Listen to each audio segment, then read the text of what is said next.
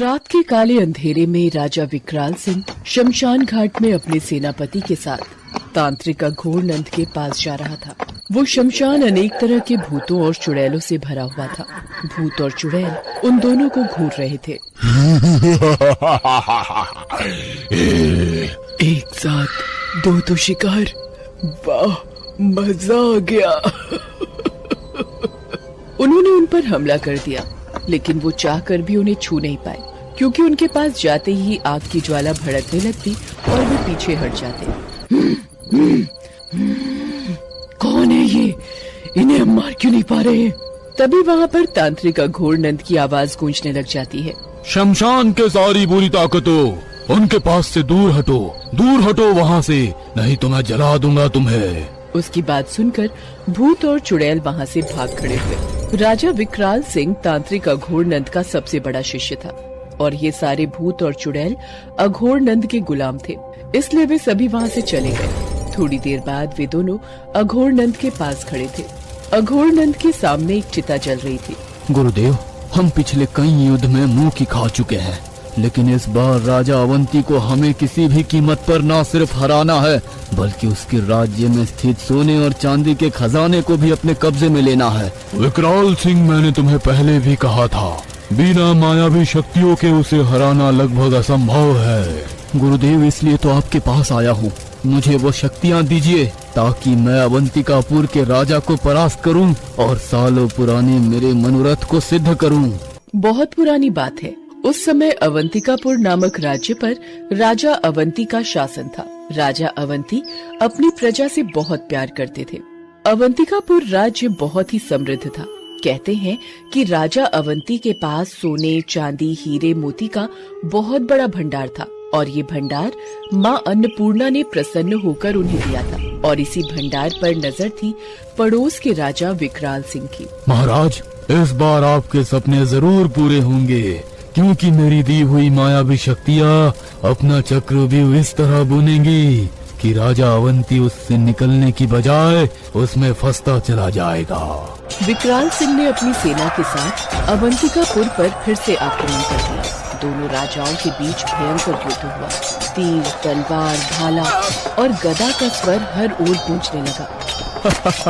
विकराल सिंह, मैंने तुमसे बड़ा बेशरम आदमी नहीं देखा। 5 बार मैंने तुम्हें इसी रणभूमि में धूल चटाई है और तुम फिर से एक बार मेरे हाथ से पराजय का स्वाद चखने के लिए आ गए। राजा अवंती, तुम्हारा मस्तक काटकर इसी रणभूमि में गिराकर मैं पिछले सारे पराजय का बदला ले लूंगा।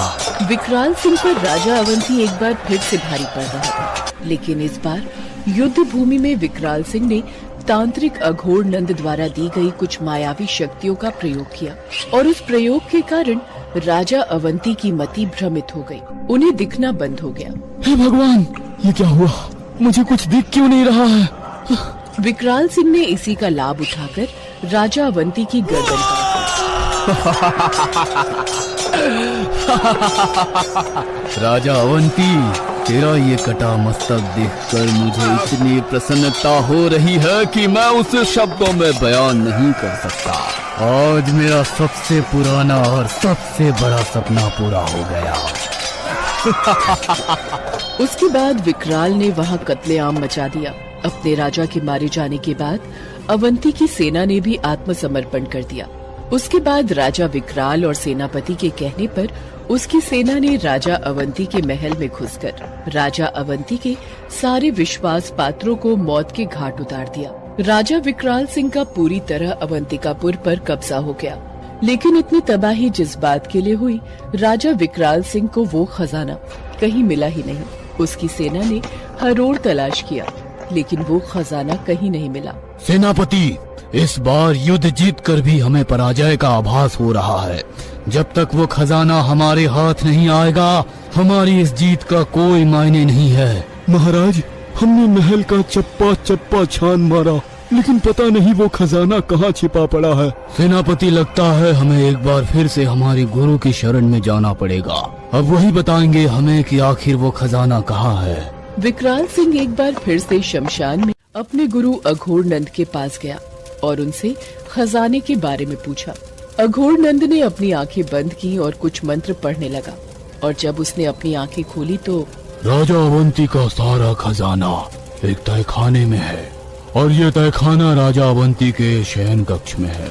उस तहखाने तक जाने का रास्ता उसी शयन कक्ष में लगे एक तस्वीर के पीछे है और वो तस्वीर एक शेर की है। विकराल सिंह को अब खजाने की सारी जानकारी मिल गई थी। उसने अपने सेनापति को कुछ सैनिकों के साथ तहखाने में जाने के लिए कहा। सेनापति कुछ सैनिकों को लेकर राजा अवंती के शयन कक्ष में गया। वहां जाते ही शेर की तस्वीर पर उसकी नजर गई। सैनिकों, इस तस्वीर को हटाओ, इसी के पीछे हमें तहखाने में जाने का रास्ता मिलेगा। वही तहखाना जहाँ पर इस राज्य का सबसे बड़ा खजाना छिपा है। वो तस्वीर बहुत बड़ी थी, इसलिए कुछ सैनिकों ने मिलकर उसे हटाया। तस्वीर के हटते ही वहाँ एक गुप्त रास्ता दिखा। वे सभी उस रास्ते पर बढ़ने लगे, लेकिन तभी उन्हें वहाँ पर बहुत सारे सांप की फुफकार की आवाज सुनाई देने लगी। अरे, यहाँ पर सांप के फुफकार की आवाज कहाँ से आ रही है? वो ये सोच ही रहे थे कि तभी अचानक वहाँ पर बहुत सारे सांप उन्हें दिखाई दिए। वे सभी सांप उनकी ओर बढ़ने लगे। इतने सारे सांप! सैनिकों, हमें इन सांपों से खुद को बचाना होगा। लेकिन उन सांपों ने उन पर हमला कर दिया। कोई सांप किसी के पैर से लिपट गया तो कोई किसी के गले से, और उन सांपों ने उन्हें डसना शुरू कर दिया। सेनापति जी, मुझे सांप ने डस लिया है। पल में ही वहाँ कोहराम मच गया। तहखाने का वो रास्ता सैनिकों की लाशों से भर गया। सेनापति किसी तरह वहाँ से भागने में कामयाब हो गया। उसने राजा विकराल सिंह से सारी बातें बताई। महाराज, महाराज, उस तहखाने वाले रास्ते पर कई सारे सांप हैं। उन्होंने हमारे बहुत सारे सैनिकों को मार दिया। तब राजा विकराल सिंह सैकड़ों अन्य सैनिकों के साथ स्वयं हाथों में मशाल लेकर उस तहखाने की ओर बढ़ चला। इस बार फिर से सांपों ने उन पर हमला करने की कोशिश की, लेकिन सैनिकों ने उन सांपों को जलाकर मारना शुरू कर दिया। सिपाहियों, एक भी सांप को मत छोड़ना, मार डालो इन्हें जलाकर। अब हमारे और खजाने के रास्ते में कोई नहीं आ सकता। कुछ देर बाद वे सभी उस तहखाने में पहुंच गए। तहखाने में पहुंचते ही उन सभी की आंखें फटी की फटी रह गई। अद्भुत, अकल्पनीय, यही है वो खजाना। हीरे, मोती, सोने चांदी। मैंने अपने जीवन में इतना बड़ा खजाना नहीं देखा। सही मायने में आज मेरी विजय हुई है। अचानक उन्हें उस तहखाने में एक बच्चे के रोने की आवाज सुनाई दी। अरे, यहाँ इस तहखाने में ये कौन बच्चा रो रहा है? कौन है यहाँ? तभी उन्हें उसी तहखाने के एक संदूक पर एक औरत बैठी हुई दिखी, जो अपने बच्चे को गोद में लिए सुला रही थी। कौन हो तुम? सेनापति के इतना कहते ही उस औरत ने उसे घूर कर देखा। सेनापति की नजर जब उस औरत से मिली तो वो उसे देखकर डर गया, क्योंकि वो एक चुड़ैल थी। चुड़ैल? लेकिन इसका चेहरा तो... कोई नहीं बचेगा, मैं सबको मार दूंगी, जैसे तुम लोगों ने मेरे पूरे परिवार को मार दिया। मैं ये खजाना किसी को नहीं ले जाने दूंगी। ये प्रजा का है, इस पर तुम जैसे शैतानों का कब्जा मैं कभी नहीं होने दूंगी। कौन हो तुम? विकराल, मैं हूँ तुम्हारी काल। मैं राजा अवंती की पत्नी सौभाग्यवती हूँ। राजा विकराल के सैनिकों ने जब राजमहल में प्रवेश किया तो उन्होंने राजा के सभी सगे संबंधियों को विकराल और सेनापति के कहने पर मारना शुरू कर दिया। उसी क्रम में उनकी नजर रानी पर पड़ी। उस समय रानी सौभाग्यवती अपने बच्चे को सुला रही थी, लेकिन उन दुष्ट सैनिकों ने उस अबला पर तलवार से हमला कर दिया। वो बेचारी लहूलुहान हो गई और वहाँ से भागने लगी। पकड़ो इसे! लेकिन रानी उनकी नजर बचाकर गुप्त तहखाने में प्रवेश कर गई।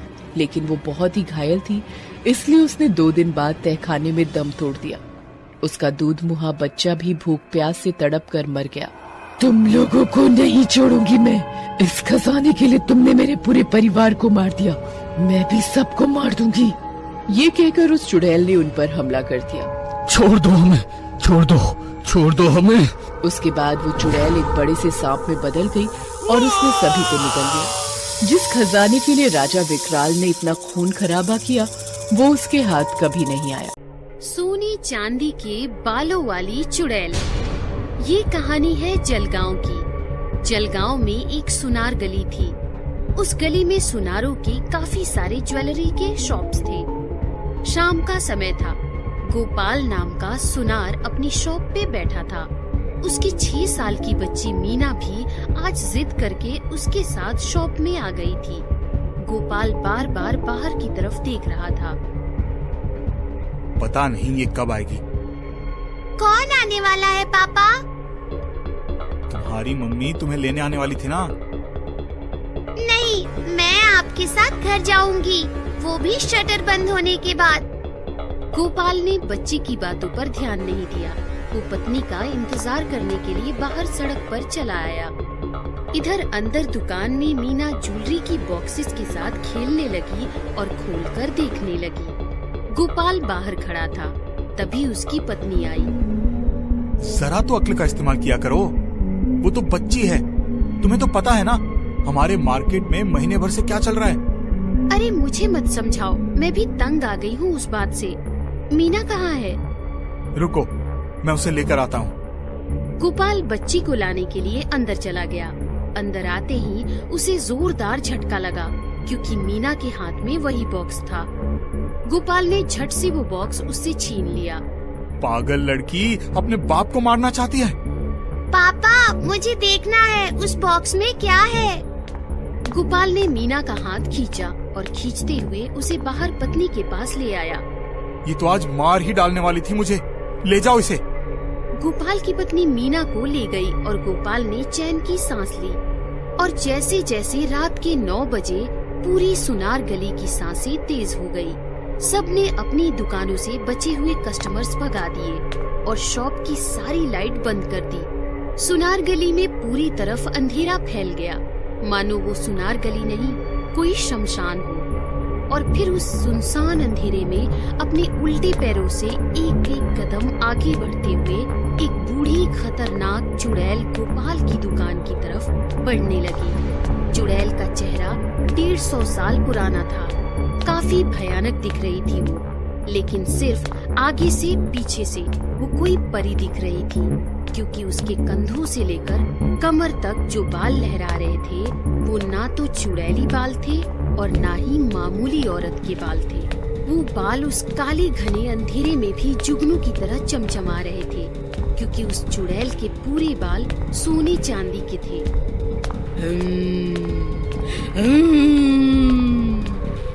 अजीब अजीब आवाजों के साथ काफी भयानक तरीके से मुस्कुराती हुई चुड़ैल गोपाल की दुकान में पहुंची, तो गोपाल अंधेरे में वही बॉक्स लेकर बैठा था जो कुछ देर पहले उसकी बच्ची खोलकर देखना चाहती थी।